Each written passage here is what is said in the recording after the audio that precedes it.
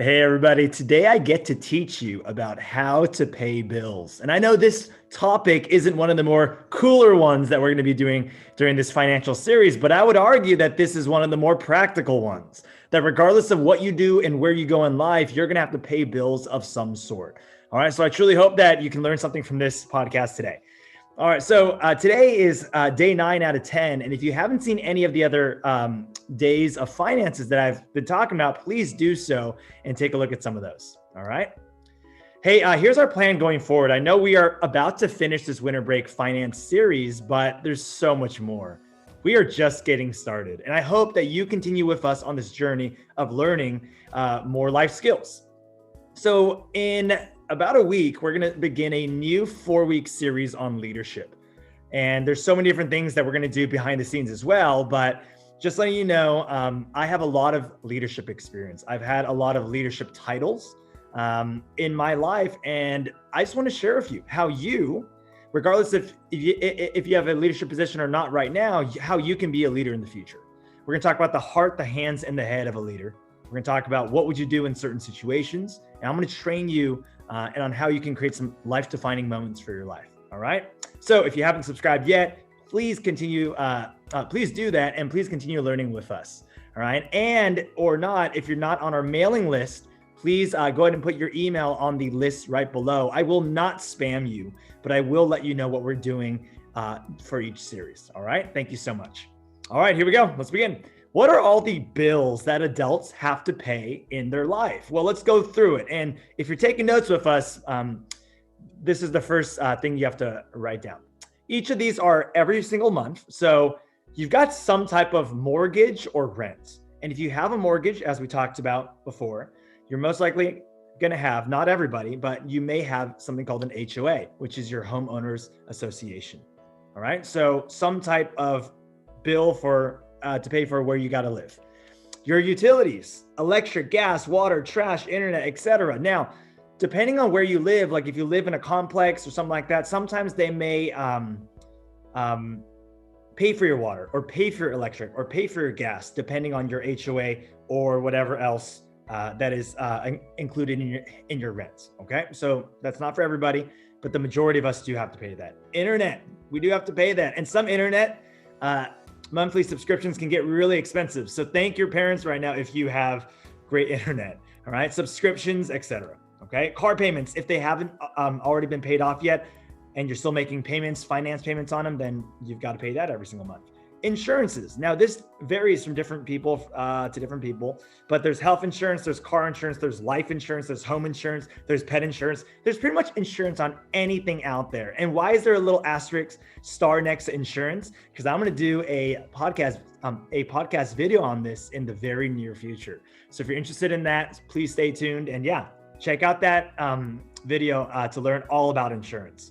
Cell phones, a family plan, etc., gas for your car, food and groceries. These are what I just quickly put on this list that most people pay every month. But what are all the other bills that you're going to also have to pay? Well, here are just some. Property tax if you have a property, or any additional income tax that you haven't paid, vacations, clothing, shopping, fun. Like the list goes on. Tutoring, field trips, sports teams. If you want to join a sports team like at your high school, most likely there's a donation, a suggested donation that you may need to pay.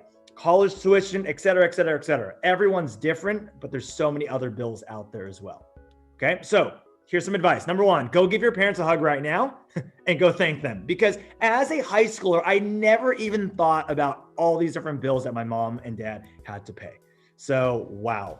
All right. So, and this may be very eye-opening for you right now. And number 2, just know that with age comes wisdom and stamina. Please do not stress out about this right now. I understand that a lot of you are younger, and everything I'm talking about in this financial series are things you're going to have to do as an adult. And you're thinking, how am I going to do that? It's so much to think about. I can assure you, I really can, that one day when you grow up, you'll be able to do all these things, right? You're going to grow in your maturity, and you're going to be able to handle all these different things. That's why life is so beautiful, because at every stage, you just have to learn different things. All right. Cool. How has bill pay changed over the years? So I was born in the very, very, very early 90s. And I remember my parents would receive all their bills via the mail. So every single month, they would get an electric, an electric bill, a gas bill, a water bill, etc. And then they would write a check and mail it back to the company. And this whole process took about a week. Okay. Now I'm sure in the 80s, 70s, 60s, it was different, but this is just what I experienced in the early 90s. And today, most bills are paid online on the same business day. And because of that, there are more strict deadlines and there's stricter late penalties if you don't pay your bills on time. Yes, if you miss it by an hour or just a few minutes after like the deadline, they're going to charge you a penalty most likely. All right, but for most reoccurring bills, there's something called auto pay, which we're going to talk about right now, the pros and cons to it, which if you set up, it will automatically debit your bank account on the day that you choose with the amount that's needed. Okay, now I don't want to just tell you that this will solve all your problems and everyone should sign up right now and just do auto pay on everything. I want to show you the pros and cons. And ultimately you, as you grow up, you need to make a decision on what's best for your financial picture. All right, so here's some pros and cons. The pros for auto pay, it's paid on time every month, right? You've already said it, you can forget about it. It's paid on time every month. The cons is that what if your bill's incorrect and you have so many bills coming in and they overcharge you? So that there could be a con right there. Here's another one. Here's another pro. You don't have to think about it, as I just said.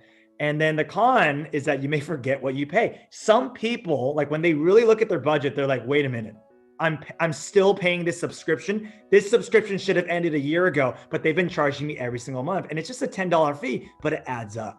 So sometimes you're removed from the whole process of paying your bills.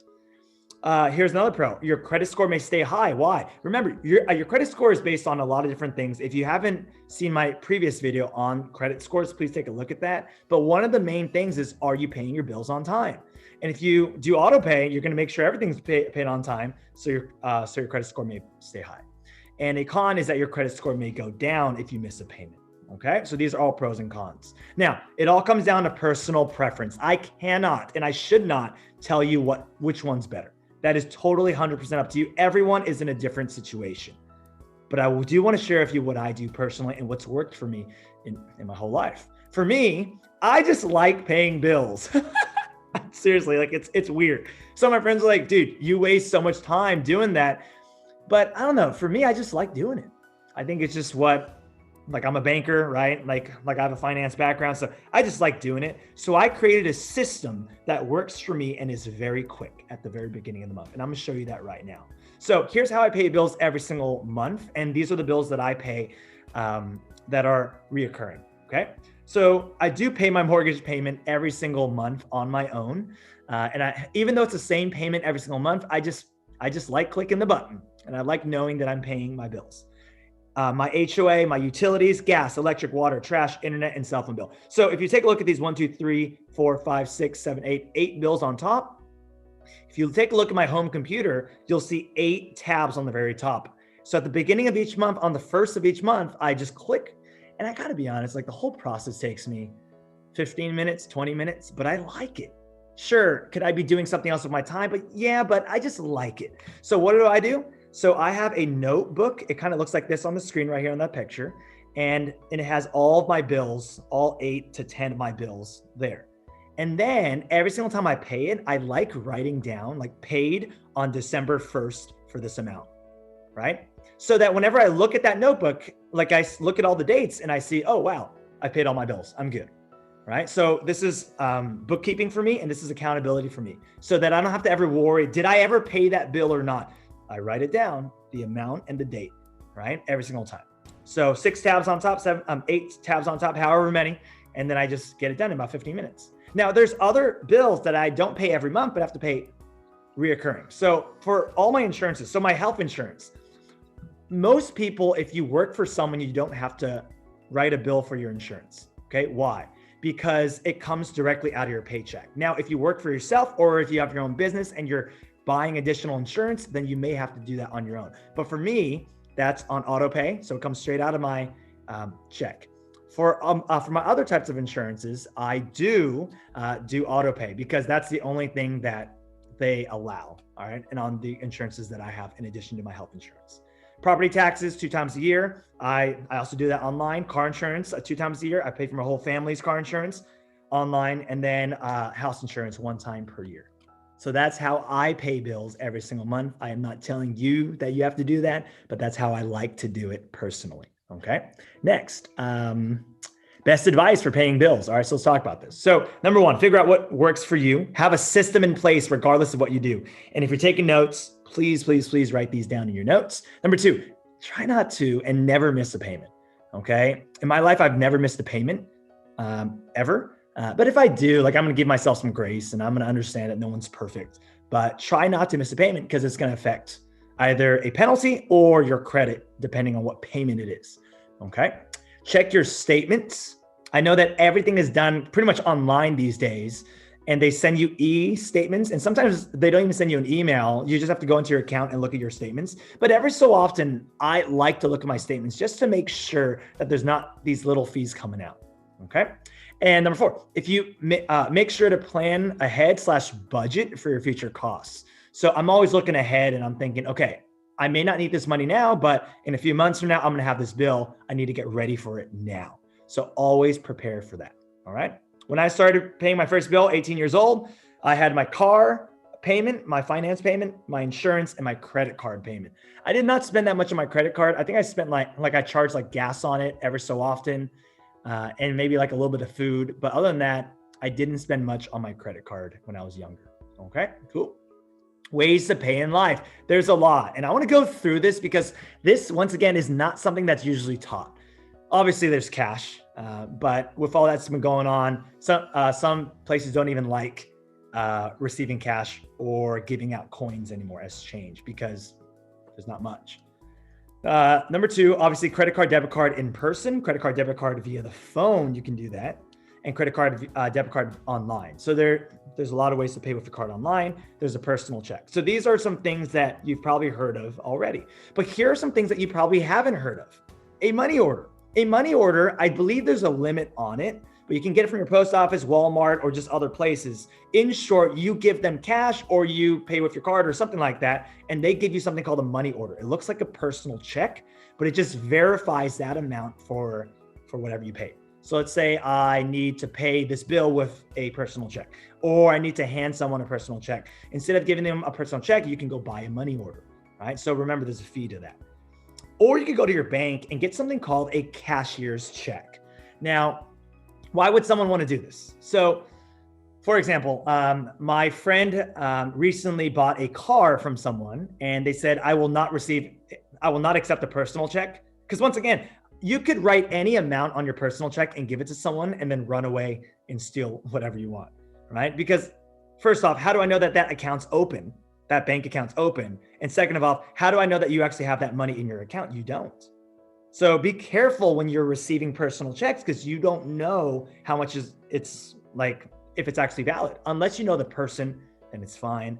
But if it's like a buy and sell transaction, try to ask for a cashier's check. And yeah, there's a fee to that, but it's worth it. And you may want to pay the fee for them. But in short, if a bank backs the cashier's check and it's freshly created and it's legit, then pretty much you know that when you put that check into your bank account, it's going to clear and the funds are going to be there. Versus if someone wrote you a $10,000 check and said, oh, here you go, like here's my payment for your car, and then they take your car and they run, and then you go deposit the check, most likely if that check bounces, it means that there's not that money in that account. So that's why people go for cashier's check versus personal check. Now, there's also something called a bank wire, and that could be domestically, so within the US, or that could be internationally, but usually those are for larger sums of money. So when we put down our down payment for our home, they have to do a bank wire, which is from account to account, but it's to ensure that the money is actually there. And that's for usually bigger amounts of money. Okay. I do want to go over this, even though it's a little outdated. I want to go over how to fill out a check. And in the notes, there's a link to the website, or I'll put it in the description below of right there, Investopedia, and on this whole thing. So when you're filling out a check to someone, obviously you want to pay to the order of either a company or a personal name. Okay. And then obviously like you want to date it, and then you want to put the dollars. Now, do you see number 4? That is where you're going to write out the amount that you're doing. So in this case, it's $700.50. So you would write down $700 and 50 over 100, or just 50 cents, CENTS. And then usually like you'll see a line right there. The reason why I like to put a line is just to make sure that no one else can write something else in that line. I used to work at a bank, and whenever we'd receive checks and there's something that's altered, usually we won't accept it, or we'll look for a signature, like a little initial next to it. So be careful when you're writing checks. If you make a mistake, and you may need to use a new check, or you may just need to initial next to it, just so that when this person deposits it, like with someone there, they're going to accept it. You don't have to put a memo C at the bottom. That's optional, but that's usually for your own bookkeeping, just so that you know what's going on. Your signature, please make sure to use the same signature every single time. I've seen situations at the bank level where we receive a check and we verify the signature, because you can verify the signature of every account. And if you see that the signature is a little off, then that's proof that it's probably forged, right? Or someone stole your checkbook. Whenever someone does steal your checkbook, please make sure to notify your bank immediately so that they can put a note on your account. But yeah, just whenever you have your checks, hold on to them and make sure you don't lose them, because it just creates all these other problems later on. Okay. Now on the back, you may notice that there's a signature thing. You only need to sign the back if you're cashing the check. Let's say someone writes a check to you and you go to your bank and you said, oh, can I cash this check? Then they're gonna have you sign the back. Why? Because they want to verify who's taking the cash. Okay. And they need to verify if it's that bank that the funds are there. But if it's not, then they're gonna cash it against your account. And most likely you have to have some funds in your account so that if it comes back, it's gonna affect you as well. All right. Hey, I hope you learned something from this one. Once again, I know that this video was not one of the cooler topics, but so practical and so relevant to everybody. Thank you so much, and I'll see you next time.